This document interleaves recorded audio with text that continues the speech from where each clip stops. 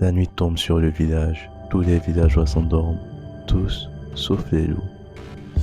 Aujourd'hui, je vous invite à parcourir avec moi l'univers magique du loup-garou de Tiercieux.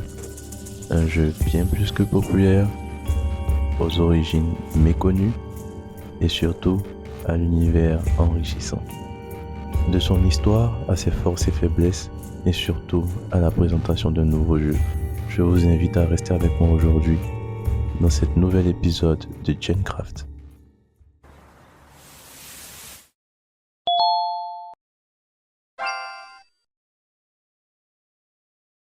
Bonjour à tous, je suis Pierre-Antoine Thiam et nous allons parler des origines du loup-garou de Tiercieux. Le loup-garou de Tiercieux est inspiré d'un autre jeu appelé Mafia, qui a vu le jour en 1980 en URSS à l'université de Moscou. C'est au cours d'une leçon de psychologie, avec un prof qui enseignait la logique, la rhétorique et la psychologie à ses étudiants, que ce jeu a vu le jour. 10 personnes qui doivent contrer une mafia qui est immiscée parmi eux. 2 mafieux, 8 innocents. Le jeu était ainsi créé. Il a fallu attendre jusqu'en 2001 pour que 2 Français décident d'y ajouter des rôles et un schéma narratif. Depuis sa parution donc en 2001, le loup-garou de Tiercieux n'a cessé de devenir de plus en plus populaire.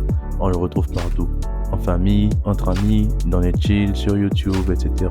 Et on se demande tous, mais pourquoi ce jeu est-il aussi populaire?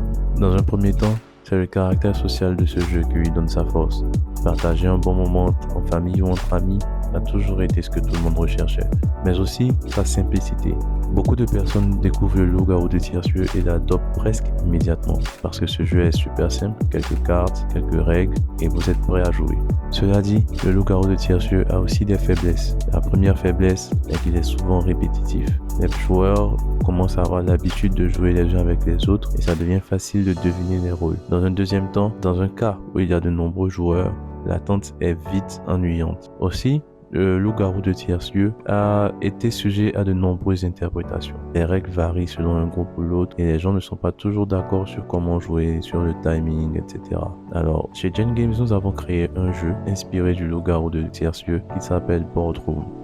Boardroom est lui aussi un jeu à caractère social dans lequel vous allez incarner les membres d'un board. Vous êtes à la tête d'une entreprise et vous devez prendre des décisions pour développer cette entreprise. Parmi vous, il y a des saboteurs qui cherchent à nuire à l'entreprise. Et ainsi, de grands débats, de grandes discussions, des analyses approfondies vont vous mener à déterminer quelle sera la marche à suivre pour mieux développer votre entreprise. Je vous invite à essayer Boardroom. N'hésitez pas à nous contacter sur notre page Instagram pour en savoir plus. En conclusion, nous pouvons dire que le loup-garou de Tiercieux est un jeu qui a fait parler, qui fera parler et qui sera joué encore longtemps. Même s'il comporte des failles, des faiblesses, nous vous invitons à tester Boardroom, notre nouveau jeu de rôle qui sera disponible très bientôt. Et pour en savoir plus, n'hésitez pas à regarder la prochaine vidéo sur Boardroom. Et surtout, n'oubliez pas, have fun!